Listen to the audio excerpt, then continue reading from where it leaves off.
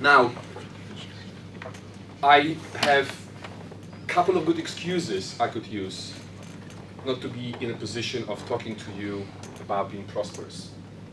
And the thing about excuses, as you know, it's like if you look for them, you will always find them. There's no shortage of excuses available on the market, on the excuse market. Right? So I'm going to give you a couple of examples of excuses I could use to never go beyond Tesco, for example, or retail, I was saying, as a kind of sales assistant to begin with. So, most of you know I'm Polish. So I spent the first 22 years of my life in Poland. And now Poland is doing slightly better now since we joined the European Union in 2004, I think. But when I was growing up, it was a poor country. It wasn't as poor as some African countries. I don't want to try to make it worse than it was, but it was a poor country. So I can't say I'm coming from a poor family. I'm coming from a very much working class kind of family. And now is the first time in my parents' life when they're not in debt. And that's because I helped them financially. So they've been in debt the entire lives, their adult lives. So growing up in this environment, all I heard about was the money problems and how little money is there. So this scarcity around money. So it was an ideal environment to grow up in as far as becoming prosperous is concerned. Also, I was sharing a little room with my sister for 18 years. Room about this big. So that was quite interesting, in like one of these communist blocks on the 8th floor. My parents still live there. So that's one thing, and on the top of that, I quit school when I was 17. And let me tell you something, quitting school in Poland is not as cool as quitting school here in the United States. Like Richard Branson, I quit school. Lord Sugar, I quit school. Steve Jobs, I quit college. No, only morons don't finish schools in Poland. Total morons. Everybody at least finishes high school. Why? Because you need a master's degree to run McDonald's or Starbucks as a manager. The whole country, and lots of Eastern European countries, the same in Czech Republic, it's all about education. Even the way you write CV, you put education before the experience. So I came here, I had a CV, and somebody, no, your CV, you have to like turn things around. It's not about education, it's about what you can do. Which I was like, oh, that makes sense to me. So I quit school when I was 17. My parents almost died because I was in like one of the best high schools, and it was clear for all of us that I'm going to become either a doctor or a lawyer. But I was bored at school. I thought, I'm not going to do this. I can't do this. I just couldn't do it. And there was this one day I sat at one of the classes, and I had this very strong epiphany. I had this knowing within me. I just knew beyond any doubt at that point that the bell will ring, I will leave the school and never come back. And that's what happened. So I managed to hide it from my parents for a week, then the school called them, and I came back home one day, because I would still leave the house in the morning and I would just do things. Because I didn't have the courage to face my parents. And one of the teachers called my mom, and she answered, and it's like, is Michael okay? Why? He hasn't been in school for a week. Right. So when I came home that day, I looked at my parents' faces, they were not happy, to say the least. Looking back, I regret that I did that when I was 17. If I could go back, I would do it when I was 16. I wasted a year. I didn't learn anything because I wasn't interested in this stuff. Until this point, I can't think how could I use this chemistry and physics and this level of math that we had. So I'm not against traditional education. What I'm saying is it wasn't for me. I don't encourage anybody to quit schools. It wasn't for me. But it didn't make my life easier. So here I am, 17 years old kid, very passionate about art. I was very much into art those days. But my parents said, okay, you're either gonna go back to school or you're gonna have to make money because we're not gonna provide for you, which is fair enough. So between the age of 17 and 22, I went through periods of being absolutely broke and homeless sometimes for a very, very short periods, to making more money than I could spend. So I've experienced everything. No money and lots of money through different ventures. I've always been very entrepreneurial, so I was always making more money than my peers. The problem is, I still have this problem, that I can spend money just as well as I can make it. So when I had a dinner with my accountant in January this year, and we went through how much I'd made last year, he was like, how much did you save? What? I'm not familiar with this verb, saving. Michael, how could you pass it? What did you spend it on? I don't know. You can give me any amount, I can spend it all. There's no problem with that. So then I came to London when I was 22, not just without money, but also with a high maintenance girlfriend. So I was in double trouble, I was in serious trouble. So we came here together, and the only reason we could come here in the first place is because I had a couple of friends living here already, and they were kind enough to lend us money. So if these friends were not here, I couldn't come. And I knew it was London, I loved the culture. I was here for a few months before, working for £2 an hour in the kitchen at the age of 18, for a couple of months. And I went to look for a job. So you see, we spent 27 hours on a bus journey here because we couldn't afford plane tickets. I'll never forget this 27 hours. And you know, so we came here after 27 hours, and where did we go? We went to share the room in the squad with these two people that lent us the money. So the four of us in an even smaller room than the one I showed my sister for the first 2 weeks. So it was tough. But you see, I came here without money, but I also came here with a massive attitude. The attitude of, I'm gonna make it. I'm gonna absolutely fucking make it, I don't care. How I'm gonna do it, I don't know how I'm gonna do it, I knew I'm gonna do it. So don't worry about the how sometimes. Start with what you want, ask yourself why you want it, and let the how, sometimes is, you allow the how to unfold itself. So I thought, okay, before I figure out what I'm really passionate about and how I want to spend my life, I just have to do something. I'm going to find a job. And I did. It took me 3 weeks, and I remember the first interview was for a sales assistant in retail. And I remember having this job interview, and the guy asking one of the questions was, how do you see yourself in this company? And I looked him straight in the eye, and I said, I want your job as soon as possible. With a very heavy Polish accent at the time. And the guy laughed, obviously. He laughed. And then 9 months after he left, I took over his position, which reminds me of your story, which was the fastest promotion in the history of that particular company for someone without real experience. I was like a crazy person. I was asking for overtime, high maintenance girlfriend, don't forget that, right? Before I got the job, there was this one situation. We went to the supermarket, and it was when we were not making money yet, when we were using our friend's money, the one they lent us. We went to the supermarket, and we were shopping, and she was like, can I have grapes? And I said, you can't. Why not? Because we can't afford it. £1. We couldn't afford grapes. I said, we can only buy basic stuff right now. And grapes, I considered grapes, she obviously disagreed with me, we had an argument. I considered grapes as a luxury item. So think about that, being so broke that you can't buy grapes. But the attitude was still there. This massive attitude of, I'm gonna make it. And I had, similar to Sam's cheese story, I had a very successful career in retail. That's an example of winning in a wrong game. And I always say that to my clients and my friends. The fact that you're good at something doesn't mean that you should be doing it. Because there's only smart people here, I see here. We are all capable of being good at more than one thing. But if you're not passionate about it, if your heart is not in it, there's no chance of you making any serious money. Let's talk about, I'm talking about serious money right now. I'm not talking about scratching the surface. I was doing okay financially in retail. But I'm not interested in okay. And I don't want you to settle for okay. Fuck okay. Fuck being average.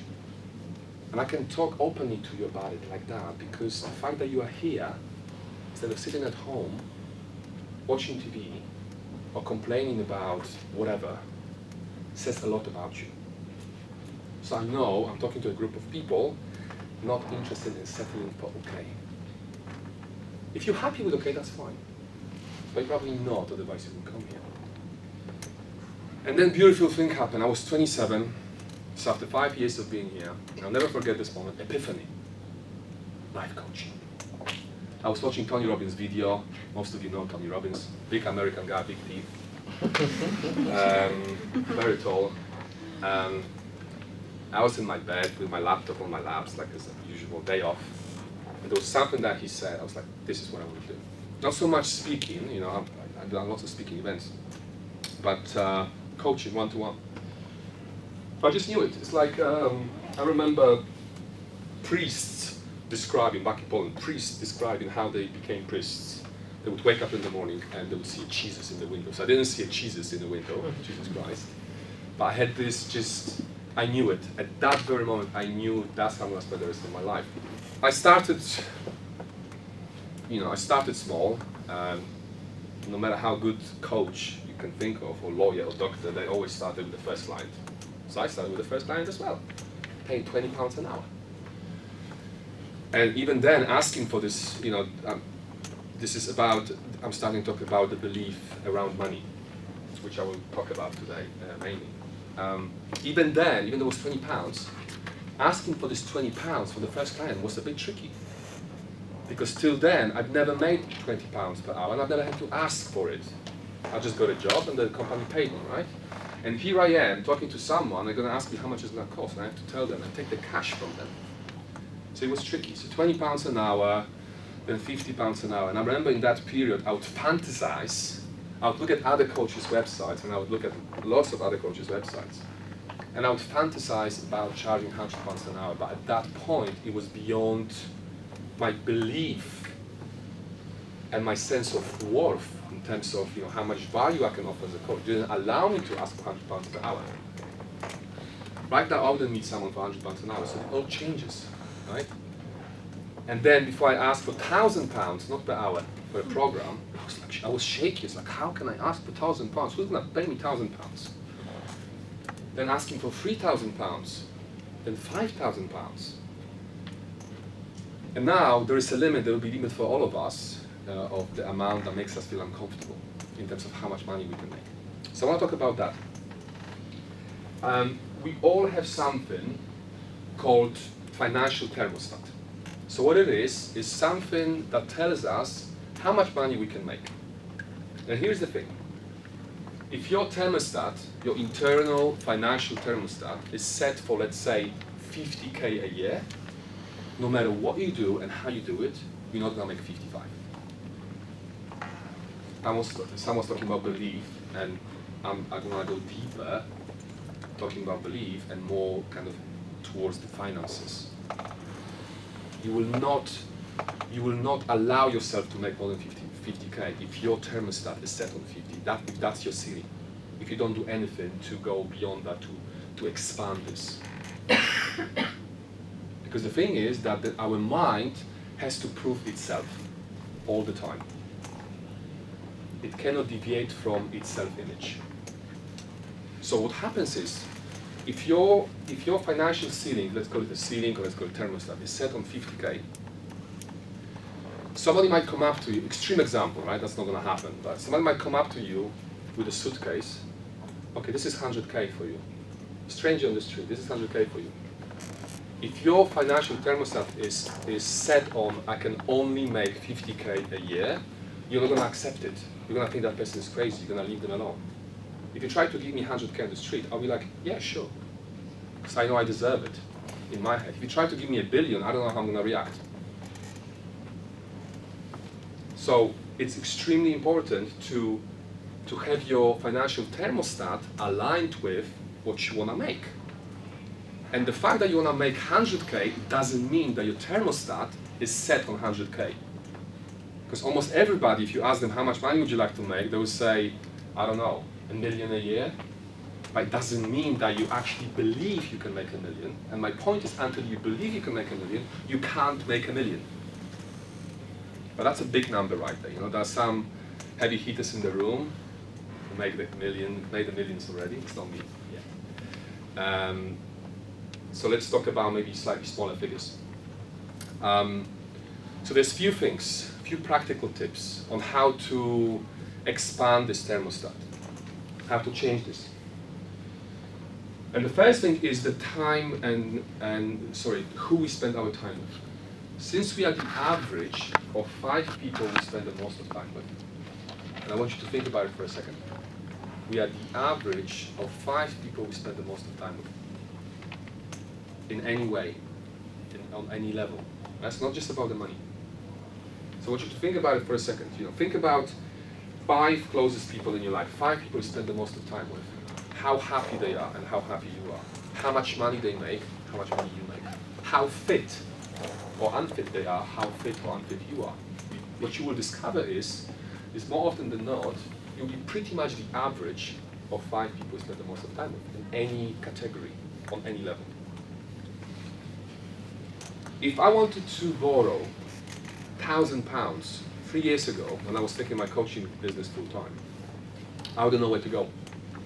I didn't have any money at the time. I was 5K in debt when I started my coaching business. I was retail, I got redundant, and I went for it. And I said to my girlfriend at the time, she was a model. That was not good because models get paid a lot of money and they don't get paid anything for a few months. So she was completely unreliable financially.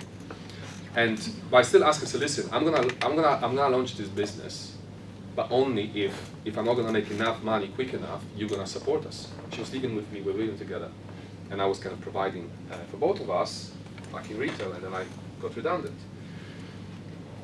Because I knew there was nobody else I could go to. There was nobody else. None of my friends had any money. My parents didn't have any money, like I said to you. So she said, yeah, sure.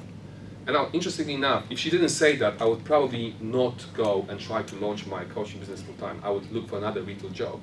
But because she said yes, I went for it, having her as a backup. And interestingly enough, she didn't make any money in the next few months. And then I started to make enough money to provide for both of us. But my point is this, at that time, there was nobody I could borrow £1,000 from. And what I'm saying is, my friends didn't have any money.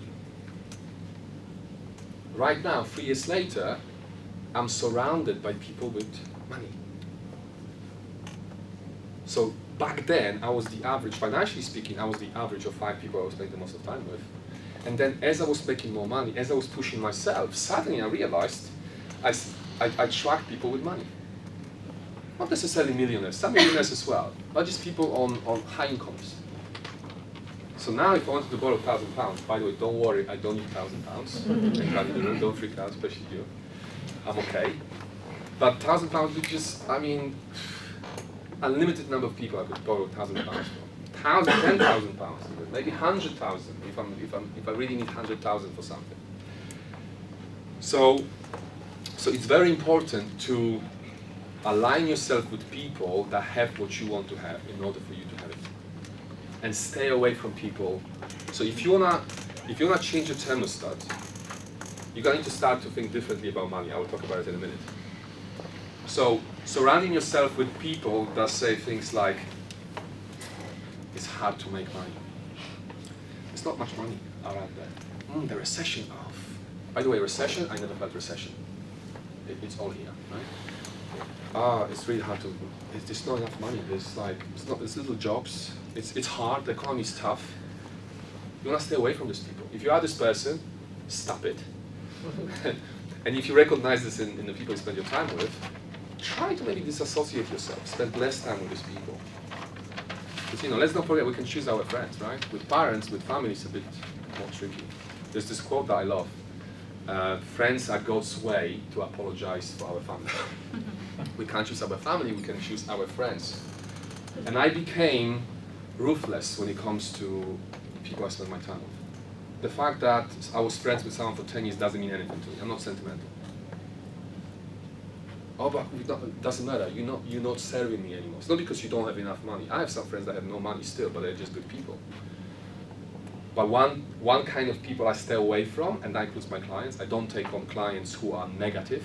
I'm not interested in surrounding myself with negative people. And you can call me insensitive. You can call me however you want. I don't care. But guess what? I'm happy.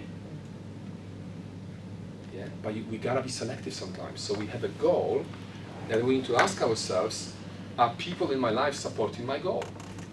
Can I reach my goal with these people around me telling me the things they used to tell me for years or keep telling me now? That's why coaching is so powerful, because the coach is the person, if nobody else. One client said to me once, which was both nice and sad in the same time, because she said to me, she's a woman in her 40s, and she said to me, Michael, I feel like you're the only person who believes in me. And I was like, yes. But then I was like, oh, that's really sad. Because I'm her coach, and we just had a couple of sessions together. If I'm the only person who believes in her, what the hell is what's wrong with everybody else? All the family and friends. something's not right if that's where you are. So that's one thing, and this kind of event is a great place to meet like-minded people, because obviously everybody here has one thing in common. It's like you are interested in personal development. And lots of my clients, my former clients here, this is a very strong group when you think about it. So take advantage of it later on. We'll go for a drink if you can. So that's one thing, and one practical tip. Another one is something I always do. I always have my financial objective for each year written in front of my bed on a sticky note. So that changes every year, right? So I know exactly how much money I want to make every year. Am I money driven? To an extent. I know people that are way more money driven. But because I run a business, I know my numbers. And it doesn't matter whether you're a hypnotherapist, yoga teacher, spiritual teacher, life coach, it's a business. So if you don't have financial targets, objectives, you don't know your figures, you're probably not a great business person. If you're not a great business person, guess what, you're going to fail. Or you're not going to be prosperous at the very least, right? You got to know your numbers. So the first thing I see when I wake up in the morning, after Facebook, Tinder, Twitter, all of this, I see my financial objective. Tinder, Facebook, Twitter, this and this. I see my financial objective. So so because I look at it so many times every day, it's imprinted on my brain. You can wake me up in the middle of the night and I will remember my financial objective for this year before I remember my name, because it's so deeply imprinted. One of my friends uses this trick. What he does in his wallet, every year he changes the check, but basically he puts a check with the amount he wants to make on that particular year. So when he goes through his wallet, there are some notes and there's a check with a big number. Another practical tip, you want to carry lots of cash on you. So they say, okay, at least like £1,000, whatever amount scares you, whatever amount makes you feel uncomfortable. And the whole idea is like, let's say you have £1,000, and you just put your hand in your pocket, it's like, oh my, that's £1,000, And as long as you feel a bit uncomfortable with £1,000, then probably you're still quite far away from really stretching that thermostat. Because £1,000, I know it's a lot of money, but then it's not. Depends how you look at it. So right now, for me to further stretch my thermostat, I will need to carry more cash than my pockets can handle. That's why I can't do it anymore. Going from the scarcity mindset to abundance mindset. Because as long as you feel like there's not enough money for you, or the economy is not great, you will struggle. And now it's been said that if we were to take all the money in the world and split it equally among everybody, so we're talking 6+ billion people, everybody would get approximately $1 million. It's also been said that if that would happen, after less than a year, rich would become rich again and poor will become poor again. You might have heard stories about lottery winners that would be worse off after a year financially, also on, in terms of happiness level, but financially within a year as well. Because if you win these millions without growing into millionaire mindset, you're gonna lose the money. You only get to keep the money if you develop millionaire mindset. Yeah, and million again is a big example, but any amount. You need to feel comfortable with the kind of money you want to make, and you want to use these tips or some other tips, whatever, some ways to do that. Just thinking about it and hoping that things will change will not do it. For me, I talk about it right now, but like as I told you, I'm not coming from a background. There was no money growing up. I didn't see any significant amount of money until I was 19. Yeah. And my parents still, both of them, are still this very kind of scarcity kind of mindset when it comes to money. It's hard to make money, there's limited amount of money. One of the things I did, and I'm not saying that's the reason I did it for other reasons before this one, but that's like additional reason and benefit of my decision. I spent first 9 years of living here in London in a little area in southeast called St. John's. Close to Greenwich and close to Lewisham. And because I hate Lewisham, anybody from Lewisham here? I hate Lewisham. I'm not afraid to say it. I never liked Lewisham. I didn't want association, especially when I started to run my business. I didn't want association with Lewisham, and I would say, Oh, St. John's, where is it? Nobody knows where St. John's is. Oh, next to Greenwich, even though Greenwich was more far away than Lewisham. I didn't want association with Lewisham, and I didn't want to think that I lived close to Lewisham because it wasn't good for my mindset. And what happened was, I started to do well as a coach, and then I got to the point where I felt like I'm the most successful person in my area. It's a small area, but there's still a couple of hundred people.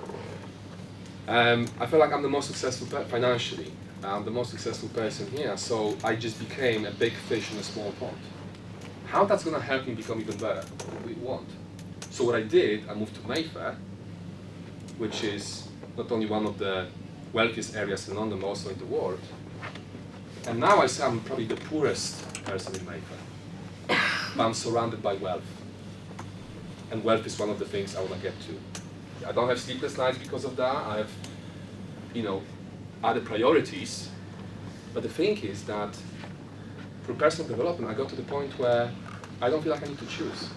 You say, oh, but it's not about money. I said, I didn't say it's all about money. No, but this is more important. Yes, but I want this as well.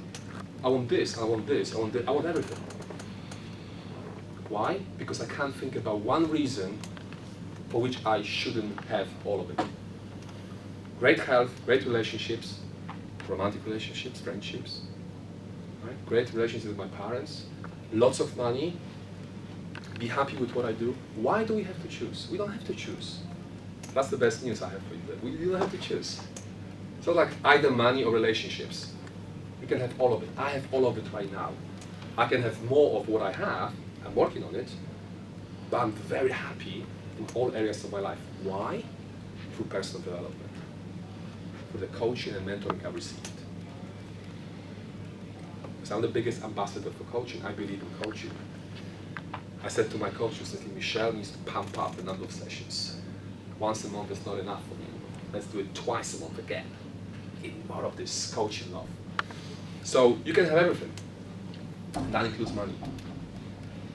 And what you will find is that, obviously, it's no-brainer. If you're healthy, if you're fit, if you're good with other people, if you have great support network of people around you supporting your vision, you will get to this financial goals even faster.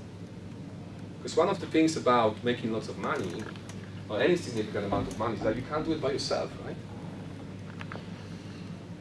Yeah, it takes a group of people. So for me, it's my best friend, it's my mom. My dad is slightly negative, I don't talk to him that much, you see, for that reason. I talk to my mom a lot. My best friend, all we talk about is, how can we make more money, A couple of other things, Not so much about football and stuff like that. There's no interest in that. So we're both very entrepreneurial.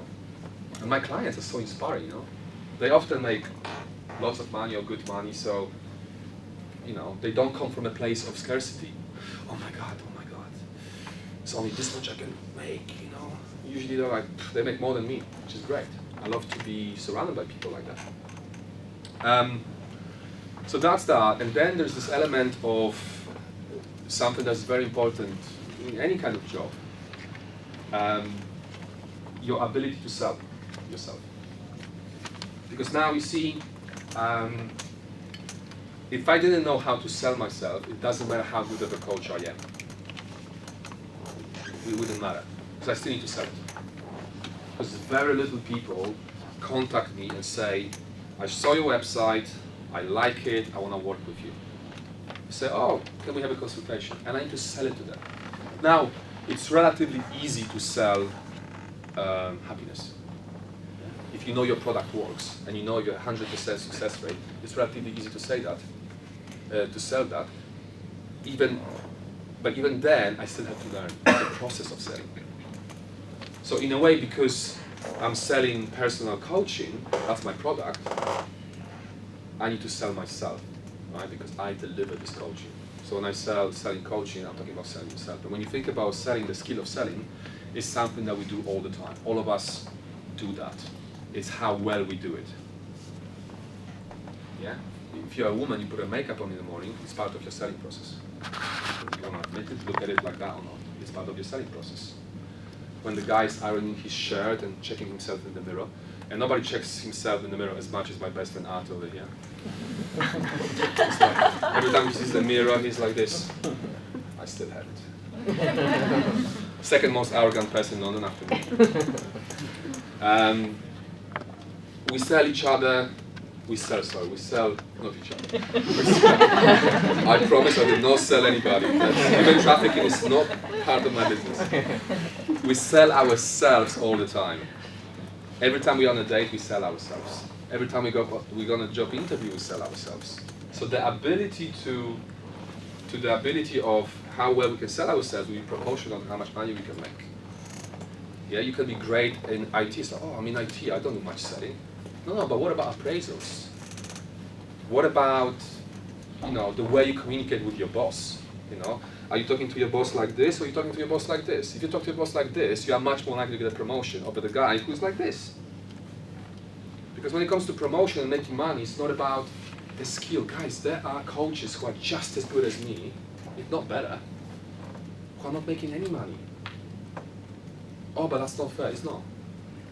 I didn't say that anything of what I'm talking about is fair or not. This is not about, I'm a nice person, I should make more money. It doesn't work like that. I'm a nicer person than this person. Why did she get promoted, not me? It doesn't work like that. It's not about being fair. And the thing is that everybody can learn to be a better salesperson. And the first step is to stop looking at the process of selling as this dirty thing. Because I know we all get annoyed with salespeople, especially telemarketers. And when you start your business, you put your number on the website, that's when you experience that the most. So every now and then, and it's funny how it changed for me, because when I first started my business, I was like, oh my God, I'm a business owner, they're calling me, let me talk to them. And I would have a 20 minutes conversation with them until I said, no, I'm not interested in your service. Then, more and more phone calls, and I was like, no, 2-3 minutes, and I was just like, no, it's not for me. And now they call me, I hang up on them just immediately.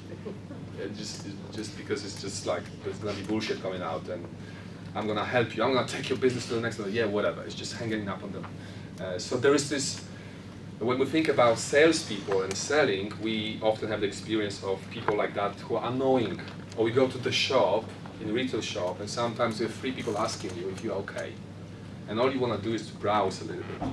So we think about a salesperson, or think about the process of selling, and we think, oh my God, this guy's telling me right now to become a better salesperson, to be more successful. How about I do another training course in what I do, so I'll be more qualified? No, it's not about this. I don't have any coaching qualifications whatsoever. My clients now in the room are like, fuck. Shit. Like, I quit school at 17, I haven't done any course ever since. Everything I know, I've learned by myself. I'm self-taught. And ultimately, with some exceptions like engineering and law and medicine, things like that, ultimately you can only learn the stuff that will make you money through experience. Yeah. So coaching is a great example of, if you're an artist, it's not about music school, it's about how many hours you spend playing on the bloody guitar or a piano. Right? So we can all learn that, and you see, I think it was Warren Buffett who said that 80% of success in any field will be down to people skills, and that will include your ability to sell yourself to other people. So 80% of success down to people skills. Yet we tend to focus more on the training and the kind of growing my qualification level part, rather than growing ourselves as human beings through personal development. So what I'm saying is, you're going to be better off, as far as becoming prosperous is concerned, you'll be much better off investing in yourself personally, on how confident you are, how good of a salesperson you are, even things like how fit and healthy you are, like your energy level. And you'll get much further with that than by doing another course. I'm not saying don't do the courses, because it's not like I don't believe in courses. Yeah, do your courses if you feel you need a course. It will help your confidence. But don't fool yourself, and I see that with coaches. Oh, I'm not ready to charge X amount yet, I need to do another coaching course. No, you don't. It's about working on yourself and putting this number out there and letting people respond to it. Letting your prospective clients respond to it, and then you ask for a bigger number. Yeah? Guys, there are no limits, apart from the ones, that's a very big statement, kind of a big cliche statement in personal development. There are no limits apart from the ones you put on yourself. There are no limits. You don't even need any coaching. It's not like I'm going to tell you, okay, by the way, have a consultation with me later and I'm going to teach you. You don't need coaching to change your financial thermostat. This is how much money I want to make. I don't need to wait for it. You don't need to wait. You are ready right now. I promise you, you are ready right now. If somebody told me that, somebody I trusted, told me that when I was charging £20 an hour and I was thinking about how I'm going to ask for £50, oh my God. If somebody came to me and said, you're ready now, I would probably believe them. But nobody told me that, so I had to, put my fees up gradually, slowly, and I had to kind of work within myself, coach myself. It was hard, but you do not have to wait. How many conversations I had with my clients about getting a pay rise or asking for a bit more money when they try to get another job? Oh, I'm on 50K, I mean, how can I ask for 50K? Just bloody ask. But am I ready? Yes, you are. And of course, when your coach that you trust tells you that, more often than not, you will go and ask. And more often than not, they will give you more money. Because you are ready. There's so much wealth out there. There's so much money out there, and people want to give you their money. People want to buy what you have to sell. People want to pay you more for the value you offer, for the value you deliver within your company. But if you don't ask for it, there's very little bosses that will come to you and say, oh, by the way, I really appreciate the performance. I want to pay you 10K more from now on. Very few bosses will do that. I have one client, such an amazing guy. He's a bit old-fashioned, a bit old school, sorry, not so much old-fashioned, old school. He's in his late 60s. And I think it took me 6 months to convince him to get a virtual assistant, which is like a virtual personal assistant kind of person.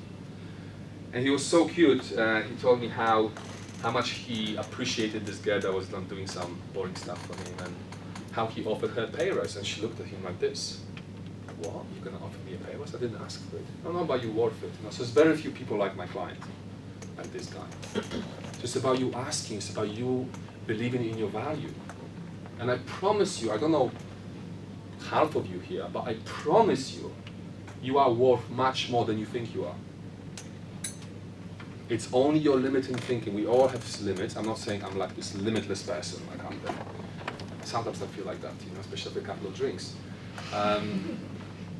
But you have more value to offer than you think you have. You are worth much more than you think you are. And it's all in your head. Don't you compare yourself to anybody. Forget about everybody. I don't compare myself to other coaches. I always think I'm just as good as them. And if they can make X amount, so can I. But again, this is me right now, But it was a moment, I can't really put a finger on it. There was a moment when I said, you know what? Fuck all of these bullshit excuses as to why I can't charge this much, why I can't live here, why I can't date this kind of people. It's all in the mind. Yeah, and you don't need any course, you don't need any seminar, you don't need to wait for it. And there's going to be one or two of you who, just as a result of listening to us today, will never show up in the world the way you used to. Unfortunately, it doesn't work for everybody. I'm just going to say something. Even my clients, if I spend 6 weeks with them, which often is well more than enough for them to be completely like, fuck, I'm awesome. Because I keep telling you, you're awesome, you can do more, you can do more, you can do more. But eventually you start to believe in it. If somebody is as persuasive as I can be sometimes, and if you're ready for a change, right? But the thing is, you don't need to wait. I'm going to repeat that for the last time. You do not need to wait. You don't need anybody's permission to want more, to be more, and to aim for more in terms of your financial, financial life. You're ready right now.